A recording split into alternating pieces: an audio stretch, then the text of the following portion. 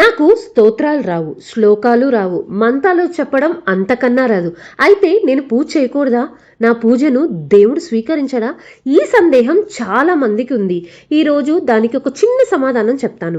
చాలా మంది నన్ను అడుగుతూ ఉంటారు, అక్క నాకు మంత్రాలు రావు, లలితా సహస్రనామము, కనకదార స్తోత్రం లాంటివి చదివేటప్పుడు ఎక్కడైనా తప్పు చదువుతానేమో అని భయమేస్తుంది. అందుకే దీపం పెట్టి నమస్కారం చేసి ఏమీ చదవకుండా వచ్చేస్తాను అని అడుగుతూ ఉంటారు. మీకు తెలుసా, ఇది ఒక్కరికి వచ్చిన సందేహం మాత్రమే కాదు, 99% మందికి ఉండే సందేహం.